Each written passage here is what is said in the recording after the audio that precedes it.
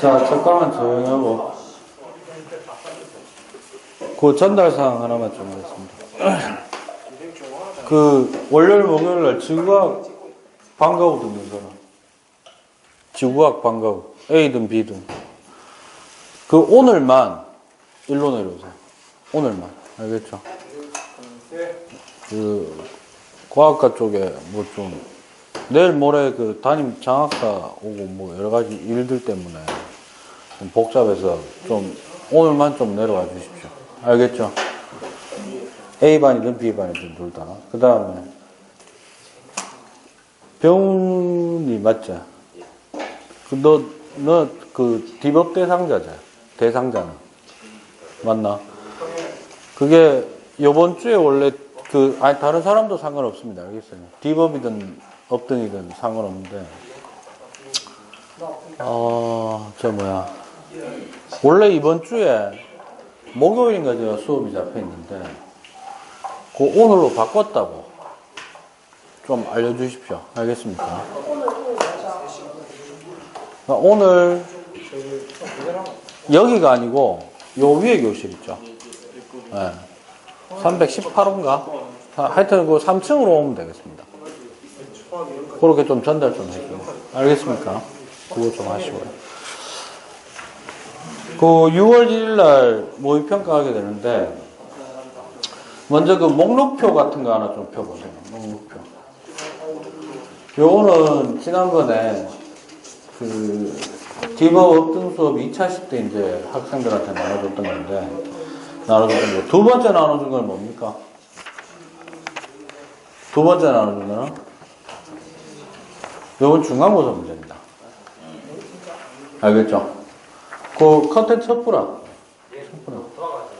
그러니까 아니 차라리 지금 바람 들어오는 게 나아. 저게 암막 커튼이라 가지고.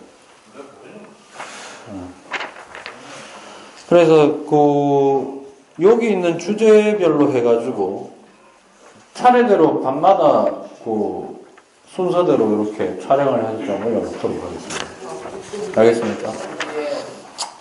바로 들어가도록 할게요. 먼저, 근데 이 중에 이제, 그 2-1단원까지가 시험범인데, 아직 수업을 안 나간 부분이 있어요. 그런데 아마, 요번 주면, 오늘 하고, 목요일 날 방과후 촬영하면은, 6월 모의고사 범위는 거의 대부분 다 진행이 될 겁니다. 알겠습니까?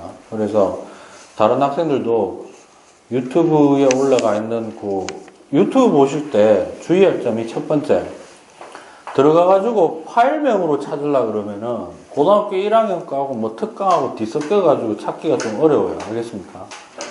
그러니까 어떻게 하냐면 들어가면 채널에 들어가면 탭 중에 홈, 그 다음에 동영상, 그 다음 재생 목록이라는 게 있어요. 그럼 재생 목록을 눌러보시면 거기에 지구학 1이라고 되어 있고 2017년도 거라고 되어 있어요. 됐습니까? 그게 원래 여러분들 대상으로 해서 촬영한 내용들입니다. 됐죠? 그리고 그거는 업로드된 순서대로 올라가 있어요. 역순이 아니고 정상 순서대로 되어 있으니까 예를 들어서 어느 시점부터 어느 시점까지 내가 듣고 싶다 그러면 처음 부분을 누르면 그 다음에 재생 목록 안에서 플레이를 시키면은 연속으로 볼 수가 있습니다. 알겠죠? 그렇게 되고 두 번째 두 번째 주의해야 될 점은 뭐냐면, 내 스스로를 까는 건데, 어쩔 수 없어. 그냥 제가 목소리가 낮은 상태에서 좀 이루어지고, 그 다음 요즘 들어가지고, 많이 피곤해요. 네. 목소리 되게 늘어집니다. 네. 신경써서 좀 하려 하는데, 근데 또 이런 게 있죠. 좀, 몸은 안 따라주는데, 막 업 시키려고 하다 보니까, 욕설 난사가 너무 많이 됩니다. 왜냐면 몸이 짜증이 나니까. 자동적으로 막 삐리리 막 쉬지 않고 티 나오기 때문에 그래서 좀 주의를 해야 되는데 보실 때 반드시 필수적으로 크롬으로 보시고요. 속도 배속 조절해서 들으십시오. 알겠습니까? 최소 1.5배속 이상. 알겠습니까? 그래야 조금 이게 정상적인 상태로 좀 들을 수 있습니다. 알겠죠? 자, 첫 번째, 요 목록표 1페이지 한번 보십시오. 첫 번째 목록표 1페이지 보시면, 파일은, 여기 관련된 파일은 또 홈페이지에 거의 대부분 다 올라가 있습니다. 중간고사 파일은요, 이름 다 지우고 난 다음에 제가 요런 형태로 올려놓을게요. 6월 평가원 대비 이런 식으로 해서 올려놓도록 하겠습니다. 알겠죠? 그리고 그 동영상 시작할 때마다 여기 6월 대비는 뭐 몇 번째 파일을 인쇄해서 보시면 된다라고 이렇게 얘기를 하고 할 테니까 그렇게 하시면 되겠습니다. 됐죠? 그 수학여행 갔다 와가지고 지금 좀 오늘 첫 수업이고 해가지고 좀 적응이 좀 잘 안 되고 있고 하고 있는 걸로 알고 있는데 빨리 마음 추스려야 됩니다. 억지로 여러분들한테 막 뭐라고 할 생각은 없는데 어느샌가 오늘이 5월 22일이죠. 그죠? 기말고사까지 한 40여일 정도밖에 안 남았죠. 45일인가 그렇게 남았을 겁니다. 제가 알기로는. 그러니까 이런 겁니다. 다음 주쯤에 6월 모의고사 푹 치고 나면 근데 문제가 있죠. 6월 모의고사 치고 그 다음 주 되면 서술형 평가 치고요. 그 다음에 웬만한 과목들이 6월 달에 쉬지는 않는데 계속해서 뭐 아마 모든별 수업하고 모든별 수업하면 아무래도 좀 일반 수업보다는 좀 긴장감 좀 떨어지지 않습니까? 그래 하다 보면 이제 어느샌가 보고서 작성해서 내야 될 때가 오고. 근데 돌아봤더니 기말고사 기간이고. 그러니까 좀 지금부터는 조금 이제 좀 마음 깔아앉혀야 됩니다. 알겠죠? 그 페이지상으로 1페이지에 보면 주제 1회 돼 있는데요. 요건 아직 저희가 진도를 안 나간 부분입니다. 아마 목요일쯤에 아마 촬영을 하고 싶은데 내용 요소라고 되어 있고 요 옆에 보면 빈칸 돼 있죠. 있습니까? 옆에다 일단 써놓기만 합시다. 사태. 눈사태, 산사태 할 때 사태. 사태입니다. 그러니까 사태라는 것을 여러분들이 공부한다고 하면 그 내용 요소라는 걸 보시면 각도가 되게 많이 나옵니다. 그래서 그 중에 두 번째 항에 보시면은 안식각이란 말 있습니까? 네, 동그라미 치시고요. 그 다음에 세 번째 항목에 보시면 경사각이 클수록 경사면을 따라 그 다음 밑줄 보세요. 미끄러져 내려가려는 힘. 산사태를 주로 얘기하는 건데요. 사태 현상을 얘기할 때 나오는 게 빗면에서의 각도에 따라 가지고 그 물체에 작용하는 힘을 조금 따지는 문제가 나옵니다. 근데 물리가 아니기 때문에 뭐 약간 기본적인 것만 좀 익혀주시면 될 것 같아요. 그 다음에 좀 익혀야 되는 게 다섯 번째에 보시면 모래 입자 사이에 응집력 돼 있죠. 응집력 입자 그러니까 토양 입자 사이에 응집력 그 정도만 좀 관계해서 좀 하시면 될 것 같습니다. 사태 문제는요 대부분 그 실험 형태의 문제가 많습니다. 실험 형태의 문제로 제시되는 경우가 많다. 거기까지 보셨으면 주제 2 한번 보겠습니다. 주제 2 2페이지로 넘어가서 내용 요소 옆에 뭐라고 쓰면 될까요? 요게 쭉 나와 있는 거는 2페이지에 요 옆에 있는 거. 정신 조금만 차려라. 정신 차려야 됩니다. 요 옆에 뭐 써야 될까요? 요건 생명 가능지대에 대한 거. 그래서 보시면 2014년도 6월 달부터 해서 작년 6월 달까지 3개년 동안 생명 가능지대에 관련된 문제에 나왔을 때 제시되었던 기역, 니은, 디귿에 있었던 문장을 그대로 쓴 겁니다. 알겠습니까? 하나하나 좀 일단 파악해보고 난 다음에 어떤 거를 좀 해야 되는지 잠깐 복습하고 6월 우리 1학기 중간고사 때 어떤 문제가 있었는지 한번 보도록 하겠습니다. 알겠죠? 첫 번째, 지구는 생명 가능지대에 속한다. 이건 뭐 당연한 얘기인데 이제 나중에 고3 되면요 이게 확장되면 꼭 태양계를 모델로 주지 않고 그냥 임의적으로 아무거나 하나 줍니다. 줘가지고 어떤 영역 안에 어떤 특정 행성이 들어가 있느냐, 들어가 있지 않느냐, 그 얘기를 하게 되죠. 다음 두 번째 문장 보시면, 물이 생명 가능지대 안에 있는 경우하고, 생명 가능지대보다 훨씬 먼 곳에 있는 경우하고, 가까이 있는 경우, 그죠? 예, 그 경우에 물이 어떻게 존재하느냐에 대한 건데, 복수하면 이렇게 됩니다. 자, 먼저, 생명 가능지대. 조금만 조용히 합시다. 네? 웬만하면 지금 수학여행 갔다 오고 전부 좀 아직 여전히 좀 적응하기 좀 힘들고 하는데 일정 자체가 똑바로 앉아라.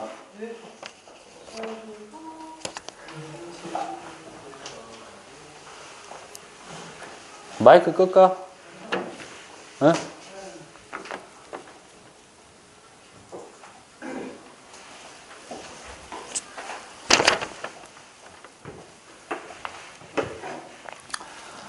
힘든 거 압니다. 오늘도 다른 쌤들하고 그런 얘기 했었는데. 근데 일정 자체가 6월 모의고사가 보통 6월 5일, 6월 6일 넘어가서 보통 설정되어 있는 경우가 있는데 올해는 좀 빠르게 설정되어 있죠. 6월 1일입니다. 그죠? 뭐 수학여행을 갔다 오는 게 뭐 여러분들 죄도 아니고 학교 일정에 따라 그렇게 된 건데. 근데 조금은 한편으로는 또 그것도 있어요. 좀 대한민국에서 여러분들이 어쩔 수 없이 대한민국 고등학생이면 좀 누릴 거 좀 누렸다가 좀 다 잡을 땐 다 잡을 수밖에 없는 상황이지 않습니까? 그죠? 그 강제로 막 분위기 다 잡아가면서까지 공부 빡세게 해라. 제가 그런 얘기는 아닙니다. 알겠어요? 그러니까 최소한 요번 주 주말쯤, 그러니까 목, 금, 토 정도부터는 이제 어떻게 해야 된다 좀 슬슬 한 학기 초의 모습으로 조금 돌아와야 돼요. 한 번은. 그리고 2학년 때부터 보통 그 내신 성적이라든가 이런 것들이 차지하는 비율이 이제 고등학교 1학년 때는 좀 비교가 안 되죠. 여러분들 20%, 40% 반영한다 그러면 제일 높은 게 누굽니까? 40% 중에서도 3학년 1학기죠. 왜냐하면 수시에서는 3학년 1학기만 40% 아니야. 그죠? 그럼 2학년에 전체 40%라는 거는 무슨 말이냐? 1학기 20, 2학기 20 이래 됩니다. 맞아요? 반영 비율이. 그럼 1학년 때 20은 1학기 10, 2학기 10, 요 정도 되겠네요. 그죠? 그러니까 돌아놓고 보면 우리가 보통 학생들이 그런 얘기가 많이 해요. 2학년 마치고 나면 뭐라고 하냐면 내가 전체에서 60% 날렸으니까 할 필요가 없네? 라고 생각하는데 거의 반에 가까운 40%를 3학년 1학기 때 한 번에 만회할 수도 있다는 얘기지 않습니까? 대부분의 대학에서는 그래도 3학년 때 여러분들 뒤로 가면 갈수록 사실은 더 내신을 많이 좀 보려고 합니다. 그런데 대다수의 또 학생들은 어떤 상황이냐면 1학년 때 가졌던 마음보다는 2학년, 3학년 올라갈수록 어떻게 돼요? 지치죠. 나가 떨어지고. 그렇기 때문에 포기하지 않고 좀 우리가 흔히 해서 질척거리듯이라도 젖은 낙엽처럼 붙어 있으면 그게 살아남은 자가 되는 겁니다. 알겠습니까?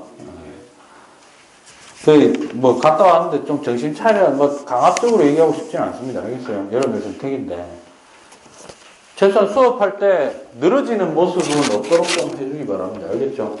자오면 자든지 뭐 그건 내 별말 안 하잖아. 됐어요? 그 생명 가능지대에서 그 문장에 보시면 일단 요거는 좀 얘기할 수 있겠죠. 그러니까 생명 가능지대의 가장 큰 포인트라고 하면 중심별이 있습니다. 그죠?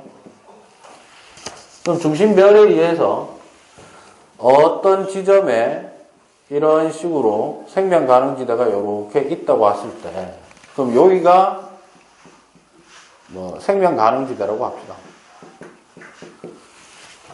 그러면 예를 들어서 요 안에 있는 경우가 있고 여기 안에 들어가 있는 경우가 있고 바깥에 놓여 있는 경우가 있겠죠. 그죠? 그러면 요 안에서는 H2O가 어떤 상태로 존재한다? 여기보다 훨씬 뜨겁죠. 뜨거우니까 여기는 수증기로 존재해야 된다. 그죠? 그 다음에 여기서는 이게 이제 액체 상태로 존재할 수 있느냐? 표면에서 이렇게 되고요. 요거는 이제 얼음입니다. 그죠? 아이고 S입니다. S. 그러면 만약에 이걸 지금 태양이라고 한다면 요게 누가 됩니까? 지구. 그러면 요게 이제 뭐 수성이나 금성 되겠고요. 그죠? 그 다음 요거는 화성부터 더 뒤에까지 이렇게 되겠죠. 요거 얘기하는 겁니다. 그 다음에 태양의 복사 에너지 방출량이 현재의 절반이 된다면 생명 가능 지대는 현재보다 태양에 가까워질 것이다 라고 되어 있는데, 우리가 흔히 얘기해서 이제 생명 가능 지대의 어떤 정도, 규모라고 한다면 두 가지를 따지죠. 첫 번째가 뭐냐 하면 요 거리를 우리가 항성으로부터의 거리라고 합시다. 형성되는 거리죠.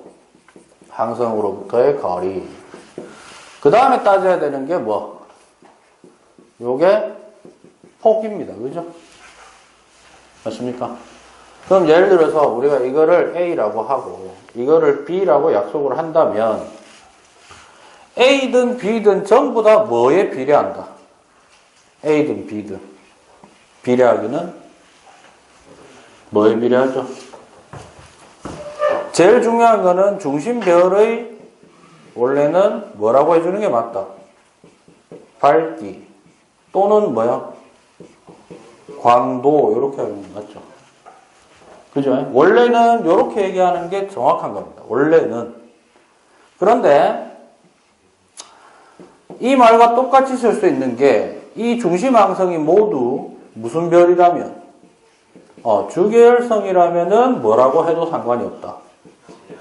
질량이라고 해도 상관이 없겠네. 요 말이죠. 됐습니까? 거꾸로 얘기하면 이 말이네요. 질량이 크면 클수록 밝기가 어떻다? 밝다. 중심별의 밝기가 밝으면 밝을수록 A가 뭐지?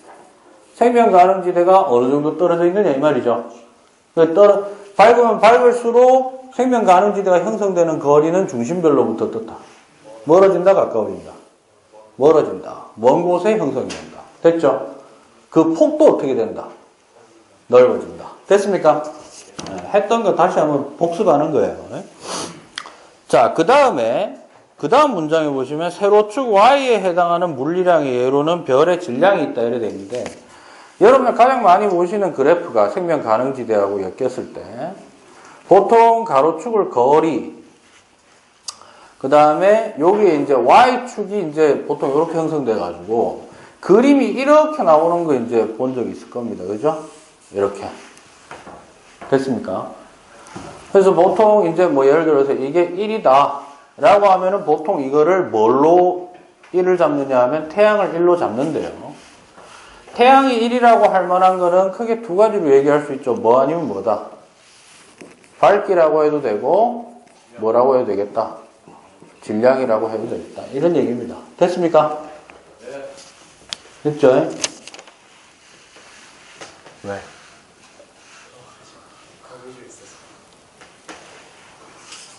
다 한다 이거지. 자, 그 다음에 문장에 쭉 보시면은 위에서 했던 내용이랑 거의 반복이 되지요. 맞습니까?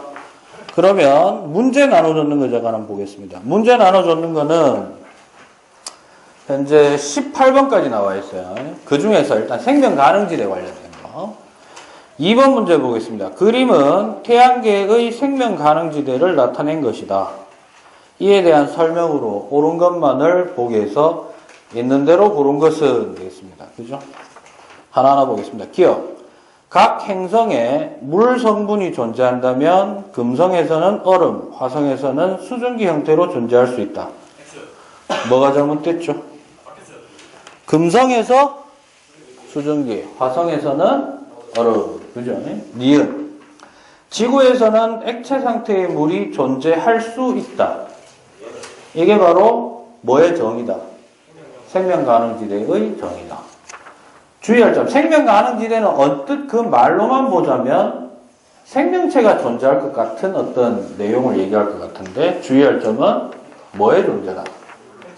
물이 액체 상태로 존재할 수 있느냐. 그죠? 디귿. 태양의 복사 에너지 방출량이 현재보다 2배가 되면 그 말은 밝아진다는 얘기야, 어두워진다는 얘기야? 밝아진다. 그럼 질량이 어떻다? 커진다면 생명 가능 지대는 태양으로부터 가깝다, 멀다? 멀다. 지금 제가 써드린 목록표에 있는 문장하고 여기 있는 문장하고 거의 비슷하죠? 제가 초창기에 말씀드렸지 않습니까? 이전에 나왔던 6월 모의고사를 바탕으로 중간고사를 냈던 겁니다. 알겠죠? 그렇게 되고요. 그 다음에 이 안에 문제가 있나? 뒤에가 보면 13번 문제죠. 이건 맞아요. 틀렸습니다. 13번 문제.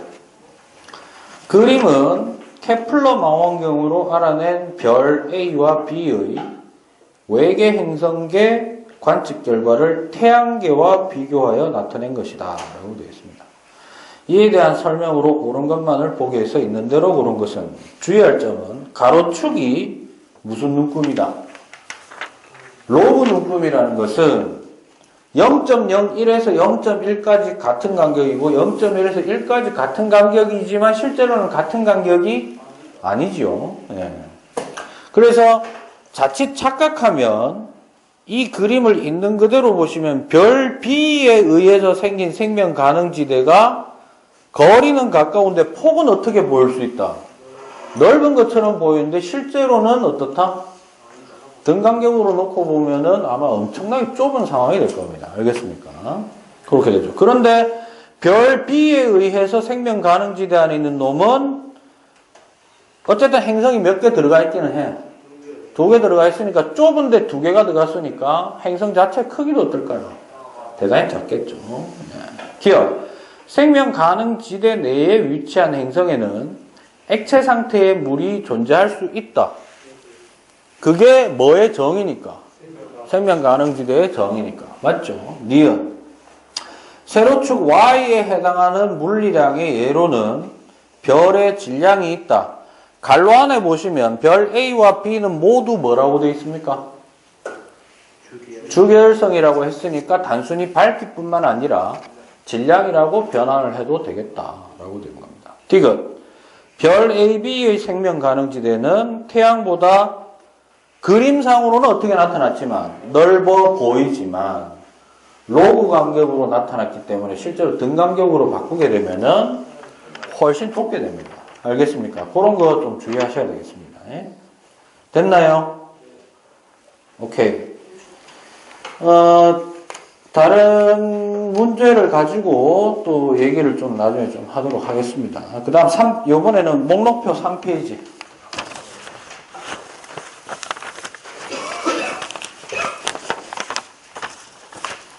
목록표 3페이지의 주제 3은 그 수자원입니다. 뭐라고요? 수자원. 첫 번째 문장에 보시면 해수의 담수화는 실제 이용 가능한 수자원량을 늘린다라고 되어 있는데 이 문장은 뭐 문제 안에서 맞고 틀리고 떠나 맞는 문장입니다. 알겠죠? 해수의 담수화. 우리가 애초에 사용을 할 수 있는 물의 대상 자체가 어떤 물이다? 바닷물은 제외되어 있어요. 오케이? 그러니까 담수, 육수를 대상으로만 하게 되는데 해수를 담수로 바꿀 수 있다면 어떻게 된다? 이용량은 늘어날 거다 이런 얘기죠. 그 다음에 수자원 총량 중 실제 이용량은 27%이다. 자료 해석을 철저히 해야 됩니다. 뭐라고? 주어지는 자료 해석. 그 다음에 댐이나 저수지가 많아지면 바다로 유실되는 비율이 31%보다 높아진다 이래 되어 있는데 숫자가 문제가 아니고 댐이나 저수지가 많아지면 일단 바다로 흘러 들어가는 양은 어떻게 한다? 줄어들겠죠. 그러니까 이거는 문장만으로도 어느 정도 판단을 할 수 있다는 얘기입니다. 됐습니까? 주의할 점. 그러면 댐이나 저수지를 많이 설치하면 진짜 유실량이 확 줄어드나? 그거는 재봐야 됩니다. 자료에 따라 다릅니다. 왜냐하면 증발은 또 어떻게 될 수 있다? 고인 상태에서 넓은 면적을 차지하니까 증발은 또 어떻게 될 수 있어? 많이 일어날 수도 있겠죠. 그건 좀 재봐야 됩니다. 그 다음에 총 이용량 중 가장 많이 이용되고 있는 것은 생활용수가 되어 있는데 이건 상식적으로만 좀 알아둘까요? 농업용수를 좀 많이 씁니다. 뭘 많이 쓴다고요? 농업용수. 그 다음 하천 유출량. 하천 유출량은 어쨌든 강이나 지하수를 따라서 바다로 흘러 들어가는 양을 얘기합니다. 홍수시가 평상시보다 많다. 당연하겠죠. 흘러가는 양이 많다. 수자원 총 이용량은 바다로 유실되는 양보다 많다. 우리 참고로 좀 기억해 둡시다. 총 이용량이 엔간하면 유실되는 양보다 좀 적습니다. 그죠? 그래서 가능하면 어떻게 하려고 한다? 바다로 흘러 들어가는 양을 가능한 많이 붙잡아두는 방법을 지금 고안하고 있다. 그 다음에 댐을 건설하면 바다로 유실되는 비율은 증가하는 게 아니라 감소한다고 봐야 될 거고요. 하천 유출량 중 이용량이 유실량보다 많다. 이거는 뭐 실제로 이제 자료를 보고 얘기해야 되겠습니다만 대부분 유실량이 조금 더 많은 편에 속합니다. 그 다음 문장은 됐고요. 제일 마지막 문장에 지하수 이용량은 하천수 이용량보다 적다라고 되어 있는데 요 부분까지만 좀 하고 제가 마쳐드릴게요. 알겠어요? 잘 들으세요. 수권의 구성 중에서 뭐라고? 수권의 구성 중에서 담수 중에서 제일 많이 차지하는 것은 누구다? 아니지. 아니지. 빙하. 빙하가 많기는 제일 많아요. 알겠어요? 그런데 빙하는 뭐를 안 한다? 순환을 하지 않습니다. 뭘 하지 않는다? 순환을 하지 않습니다. 됐죠? 그러면 순환하는 물 중에서는 제일 많은 순환량은 지하수입니다. 맞아요? 그래서 그걸 좀 강하게 외워놓으면, 앞뒤 안 재고 외워놓으면, 제일 마지막에 지하수 순환량이 아니고 지하수 뭡니까? 이용량이죠. 이용량이 하천수 이용량보다 작다. 맞다, 틀리다. 왠지 지하수 이용량, 순환량이 많으니까 좀 많지 않을까 생각하는데 이용량은 눈에 보이는 물을 더 많이 씁니다. 알겠죠? 그런 형태로 좀 생각을 하시면 될 것 같습니다. 자, 문제 다시 한번 볼까요? 3번 문제 보겠습니다. 3번 문제. 그림은 어느 해 우리나라의 수자원 이용 현황을 나타낸 것이다. 이에 대한 설명으로 옳은 것 되어 있습니다. 볼까요? 수자원 총량 중 실제 이용량은 27%이다.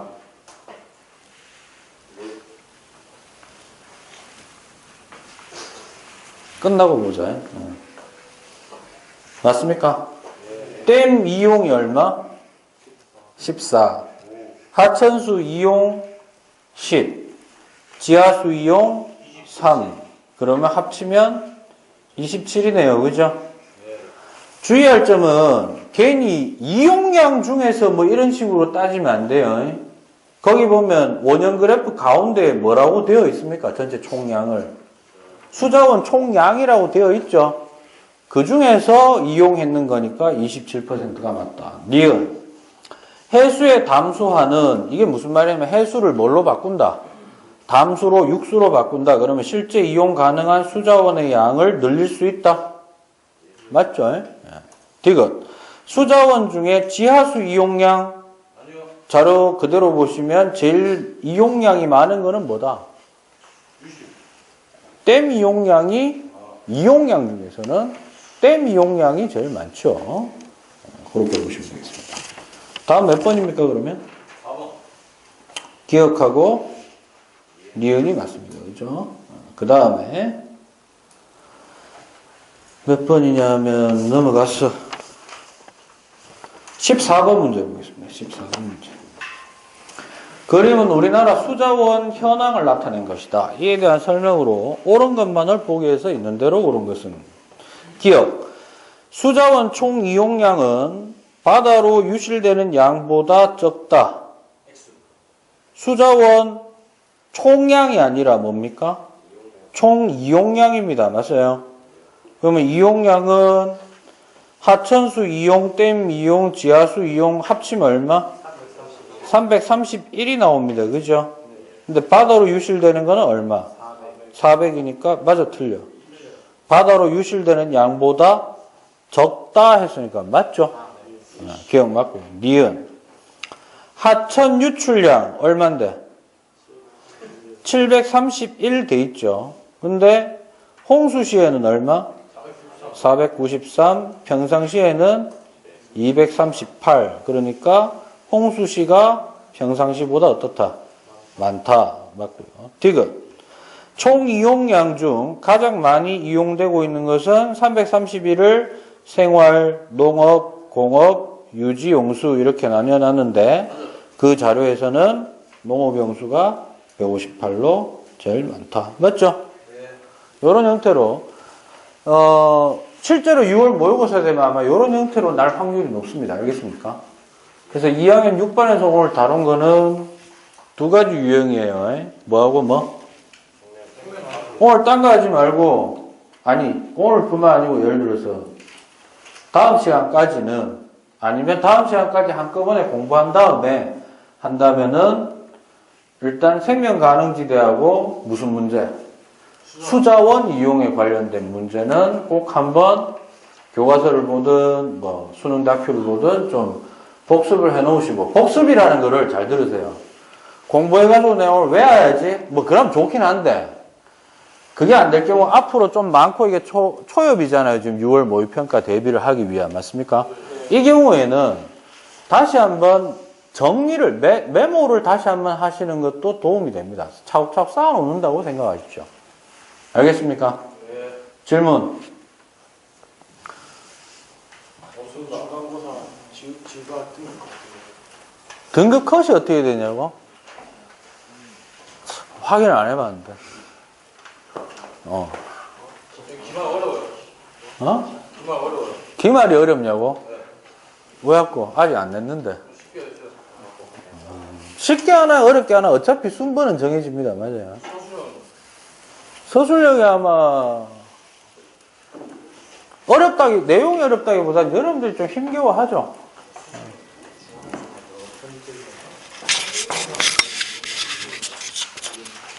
중간고사 범위 들어갑니다. 네.